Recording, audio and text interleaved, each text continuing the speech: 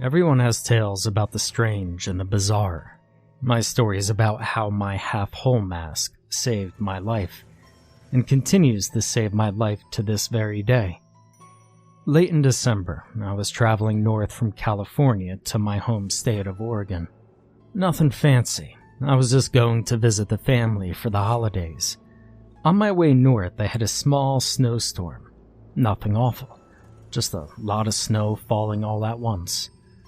I wasn't worried about the small increase of snow at first, considering I had snow tires installed before I started my long journey home.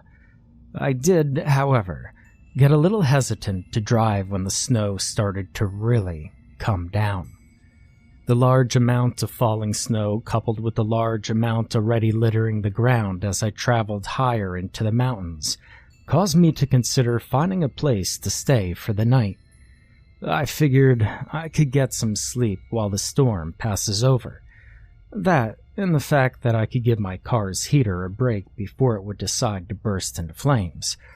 Or worse, just stop working altogether. I scanned as much of the landscape as I could, but there were no buildings in the immediate area.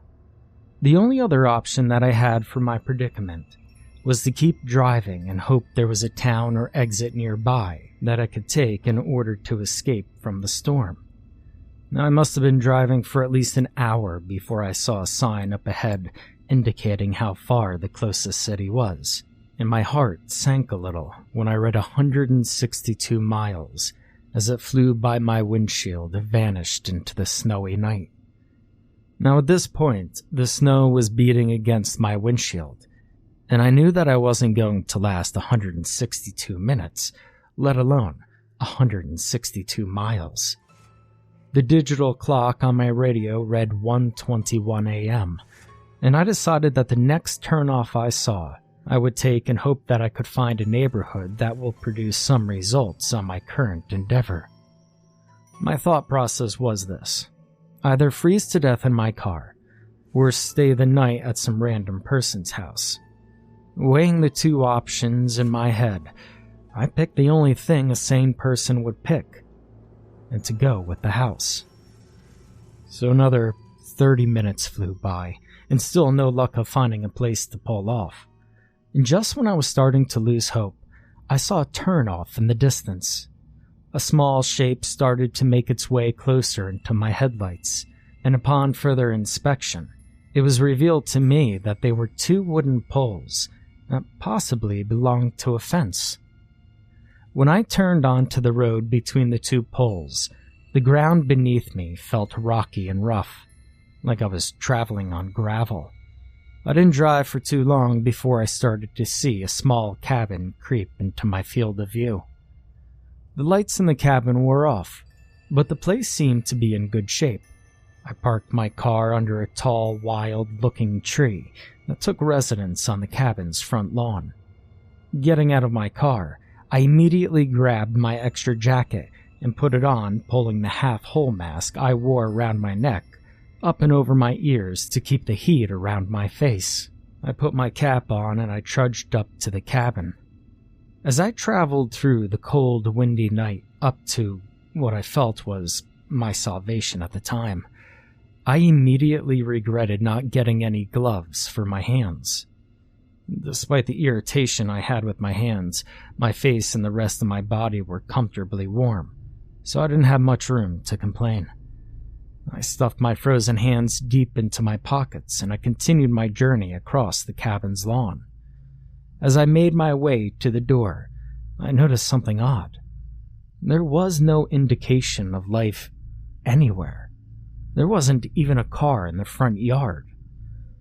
So, taking my right hand out of my pocket, I knocked 3 times, waiting patiently before saying, "Hello? Is anyone in there? I'm sorry to bother you so late, but I really need a place to stay for a few hours." Nothing answered my plea for help, and so I knocked 3 more times on the door, hitting my knuckles harder against the aged wood of the entrance. "Hello?" I said again, a little louder, before continuing with, I'm not here to rob you or anything. I just need a place to stay for the rest of the night. I promise I'll be gone by sunrise." As I finished my sentence, I touched the ornate metal door handle. Noticing that the door seemed to be unlocked, I said in a loud voice, "I'm coming in now. If there's anybody in there, let me know now, please." And I pressed the metal lever down, finding it a bit odd that the door was unlocked, and I opened the door with little resistance on the other end, closing it behind me with about the same resistance, despite the fact that the door looked really old. Looking around the area, I noticed the cabin had 5 rooms. The living room, which was the biggest room, a small kitchen, an even smaller washroom, and what I assumed were 2 small bedrooms in the back. No lights were on inside the cozy cabin, making it almost pitch dark, if my eyes weren't already adjusted to the darkness from the outside. I decided the best thing to do would be to search for a light switch, so I took out my phone and turned on my flashlight app to scan the walls. My scan produced no results, however, and at the risk of losing precious battery power on my phone, I decided the best option would be to turn off the light and put my phone on airplane mode. Before turning off my light, I studied the paintings hanging on the wall that I glossed over in the initial scan. Each painting that crossed my sights was just typical landscapes or harbors, things like that. There was a painting that looked like a fox hunt or something like that, but other than that, it was just typical paintings you would see hanging on the walls around an elderly person's home. There was one painting, however, that caught my attention. The painting was small and consisted of what looked like 2 adults, a mother and a father, a teenage girl, and a small child. The family captured in that painting were wearing what looked like Victorian-era clothing. Now, I'm only guessing about the clothes. I mean, they could have been from the 1800s or the early 20th century, but the point is that the clothing was very ornate and regal. There was something really disturbing about the image in the painting, though. The faces of each member of the family looked like they were smoothed over with clay. It's kind of hard to describe it, but the 3 family members looked like they had no facial features. By no facial features, I mean instead of the normal facial features you and I have, the 3 people in the painting had grooves of smooth flesh, where normally you have an eye, nose, or mouth.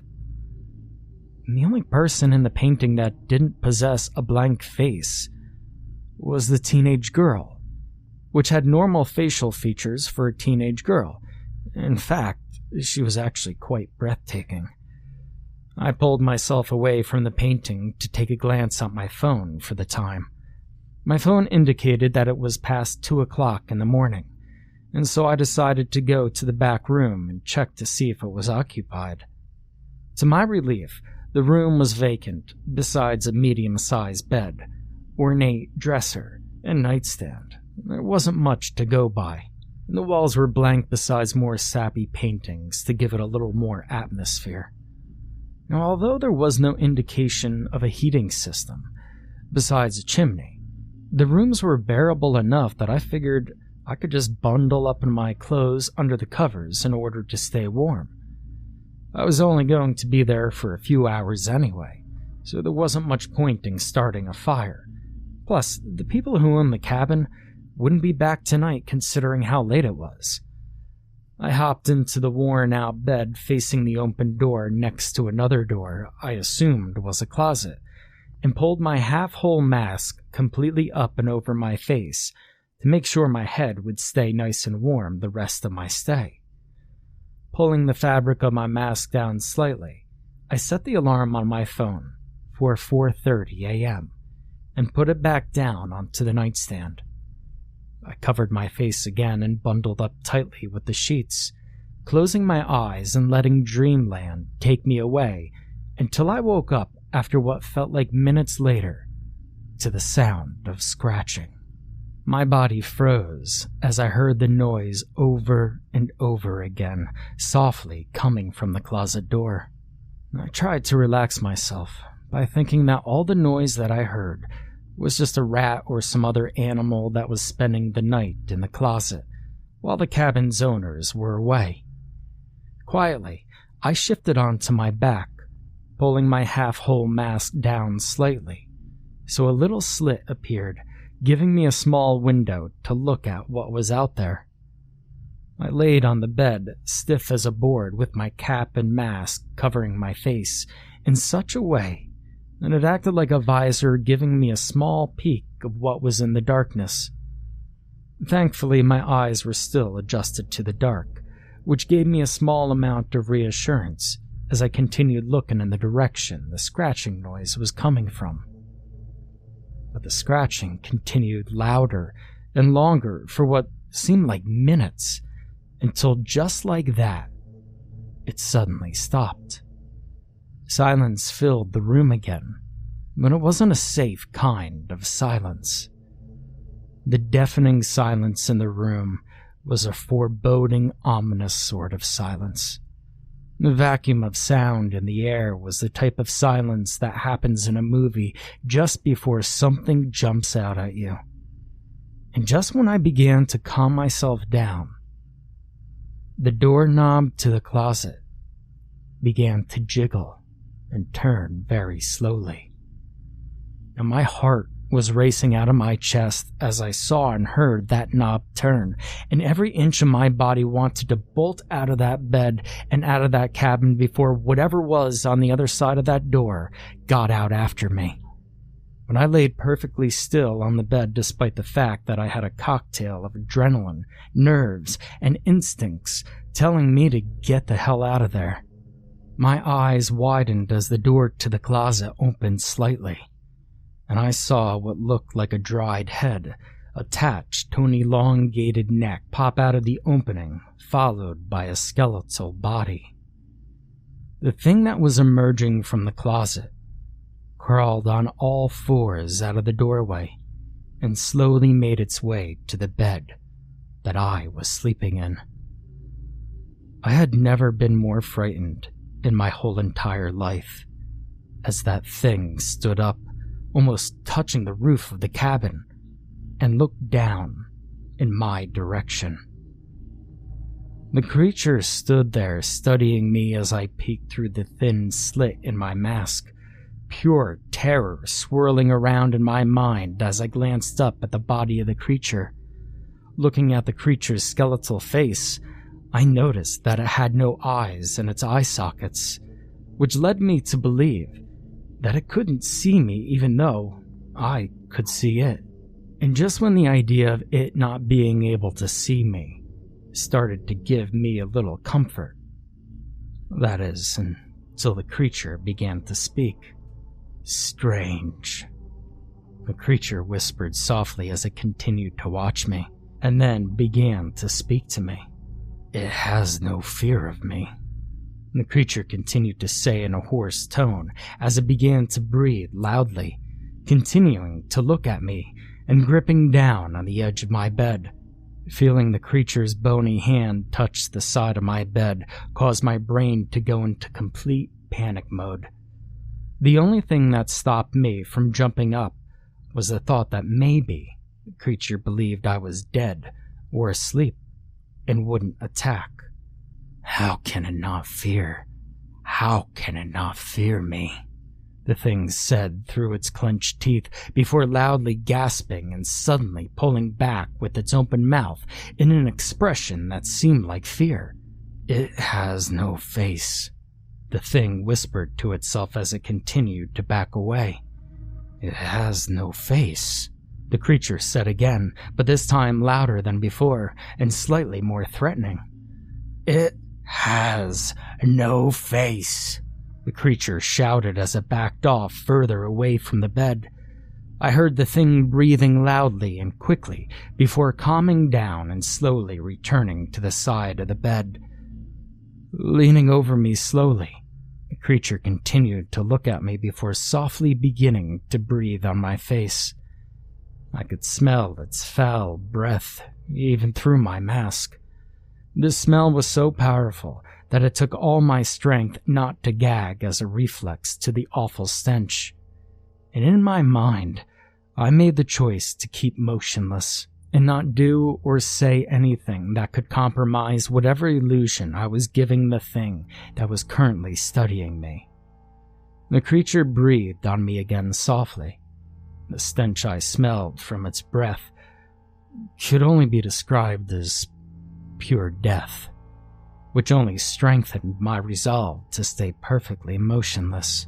Strange, the thing whispered at me again, leaning in close to me to the point where I could see and smell its decaying flesh. The creature slowly reached for me, its hand slowly moving towards my face. With every inch that decaying hand moved, I couldn't help but feel my situation becoming more and more dire. I thought that this was it for me. The creature would kill me tonight, or take me away and torture me, then kill me, and no one would know what happened to me. No one would find my body out there, and no one would know my story. I could feel tears start to swell up in my eyes as I thought of everyone I ever loved being yanked away from me in this one moment. No face. No face. No face. The creature softly chanted as its hands crept ever closer to my face. I could hear the anguish in the creature's voice as it continued chanting over and over as it reached for me. As the creature's long, bony hand crept only centimeters away from my face, I braced myself for the worst, making the last thoughts I would ever have about the people who I loved. And just as I thought my life was all over, a sudden loud noise erupted from the room, filling the ear closest to the nightstand with a flood of beeps, and causing the creature to scream and jump back. As the noise continued, the creature threw itself back against the wall, shrieking uncontrollably in terror as it stumbled back towards the closet. I was dumbstruck for a second before the thought came to me that I had set my alarm for 4:30 a.m., which must have been the source of the noise. I then jumped out of the bed, grabbing my phone and pointing the lit-up screen at the monster as the alarm continued to ring loudly. The loud ringing caused the monster to shriek even more in confusion and terror as it retreated quicker as I approached. Seeing my chance, I activated my phone's flashlight and put it on strobe in order to disorientate the monster further. The creature shrieked at me as it withdrew to the safety of the closet. I continued to shine my light on the creature, and for the added effect, I started playing loud music as I continued to jab my phone in the monster's direction, like a lion tamer. The thing threw itself into the dark recesses of the closet, and I shoved the door back, locking it after I slammed it closed. The shrieks coming from the monster started to get fainter and fainter, like it was retreating deeper into the house. No face. I could hear the creature yell out as I got further and further away. After hearing the last retreating words of the thing that terrified me the whole night, I bolted from the cabin at breakneck speed, jumping into my car, and floored it off the gravel road. I was shaking all over as I drove, and when I pulled my half-whole mask further down, my exposed skin was as white as the snow that littered the ground. I was so frightened by the whole experience. As soon as I pulled into the first town I saw, I parked my car and began to sob uncontrollably for a while. The experience that I had just been through would scar me for life. But as I wept in the car in the parking lot of a 7-Eleven, I couldn't help but to start to laugh a little in between my fits of crying. I got through my ordeal without so much as a scratch on me. Well, besides the mental scars. I was fine, I was alive, and I didn't have to worry anymore. After I finished with my whole episode of crying and laughing like an insane person, I entered the store sniffling and wiping away the rest of my tears. As I continued into the store, the cashier looked up at me and traced my direction with his eyes before continuing with what he was doing. The store was mostly empty, besides an elderly couple. I was the only customer in there. "Had a rough night?" the cashier said with one eyebrow cocked up while he scanned my items. "You have no idea," I said, looking out the window at the sunny winter day. "I noticed you look a bit upset when you came in. What happened? You get dumped or something?" he said, looking up at me as the register computed how much I owed him. Looking at the young man behind the register, he seemed to be a little younger than I was, although that doesn't say much because even though I'm 22, I look younger than my actual age. I looked at the cashier's name tag for a second, before feeling that I had nothing to lose by telling him about the night I had just had. The small name on his ID tag read Evan, and as I finished telling him my frightening tale, something odd happened. I expected him to burst out laughing or say I was the best liar he had ever talked to. Instead of doing any of that, Evan just stood there, his skin milk white as he stared at me with an expression so horrified, he gave me the impression that he just witnessed someone get run over by a train or something. "Evan, you alright?" I said, looking into his eyes while we both stood there quiet. "Oh, what? Oh yeah, it's just," Evan began to say before his thoughts trailed off due to the new feeling that we were both being watched. I began to feel eyes burn into the back of my head before turning around to see the old couple I glanced at when I entered the store beforehand. The old couple possessed the same horrified look that Evan had just a few seconds ago. They must have heard the whole story that I told. After a few moments of silence, the old couple asked me what I knew about the cabin, to which I couldn't really say. I gave them the best description I could about what I saw. The couple proceeded to tell me about the cabin, how long it's been there, and that it was haunted by a presence so terrifying that the place was condemned and left to rot away after so many people disappeared there. They told me that no one who ever stayed in that cabin has ever been seen alive again, if they've ever been seen at all after their visit. One of my friends stayed a night in that cabin, Evan said quietly as he stared off into the distance, but continued his thoughts with, "I refused to go into the cabin. I just knew something bad would happen if we went. I tried so hard to convince him that the dare was stupid, just don't go in. But he refused to be labeled as a chicken and continued with the dare." Evan's eyes began to water as he continued his story. "I never saw him again after that night. I kept calling his house, but his parents still couldn't find him.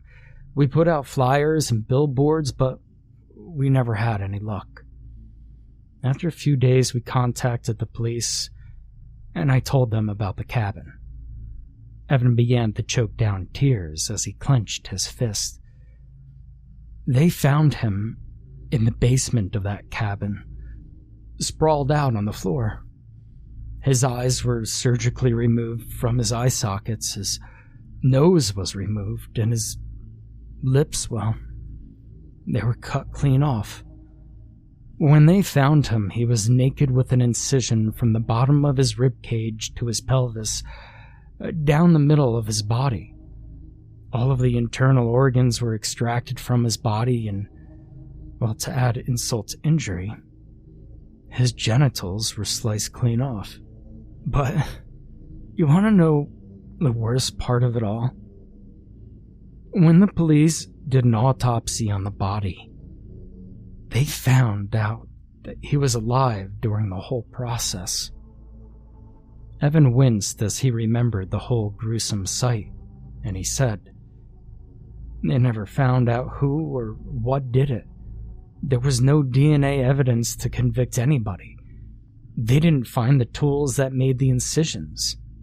Hell, they didn't find anything." Evan clenched his fist tighter on the table before the old man, listening to our conversation, put his hand on Evan's shoulder to reassure him that he was going to be all right. As he comforted Evan, he looked at me and said, "People have been disappearing from that area for decades, maybe even centuries for all we know. Those bodies, well, they always end up the same gruesome way, and I don't care who you are. You see, no one deserves something like that happening to them. They should just torch that evil place to the ground." The old lady joined her husband's side and looked at me with the most foreboding face I had ever seen. "If your story is true, you should consider yourself the luckiest man on the face of the earth. In all my years of living, you're the only one to go into that cabin and come out alive," the woman said, gripping onto her husband's hand tightly as she spoke to me. After hearing the old woman's words, I realized that Evans said the body of his friend was found in the basement, which explains why the monster's voice got fainter. It could have pulled me into the basement if my phone hadn't gone off. I quickly paid for my items and left the store, more troubled now than I was when I entered. Feeling drowsy to the lack of sleep and constant adrenaline rush caused by my whole terrible ordeal, I decided to go to a hotel and spend the night sleeping and relaxing to get my mind off things. That night I sat on the bed in my hotel room and looked at the two items that saved my life. In one hand, I gripped onto my half-whole mask, which hid my face from that terrible monster. In my other hand, I held my cell phone, which scared away the horrible beast that could have killed me. I decided from that day on, I would always wear my half-whole mask to bed. It saved my life, and that's the least I could do for it. The recent brush with death I just experienced had taught me that life is too precious to waste. So I decided to ask my best friend Samantha out on a date, and things worked perfectly. Samantha and I were together for 2 years before I recently asked her for her hand in marriage, which she said yes. Part of me will never forget that awful night, and because of it, not only have I been wearing my half-whole mask to bed every night since then, I've also made it a priority not to live in any type of house that has a basement. And as an added safety measure, I started locking every door before going to bed. It's a pain, but you can never be too careful. And despite these crazy precautions, Samantha has accepted my little quirks and has continued to be supportive as we continue our journey through life together. I couldn't be happier with the way things turned out in my life. I'm just so lucky to be with Samantha. Everything's perfect. But, and there's always a but, there's just one thing that bothers me. And I think I might just have to blame my imagination, but, sometimes when I wake up at night, when it's really quiet, sometimes I'll hear soft scratching noises. Also, and I think it's just paranoia, but I swear, sometimes I hear something whisper, "No face," from inside my closet.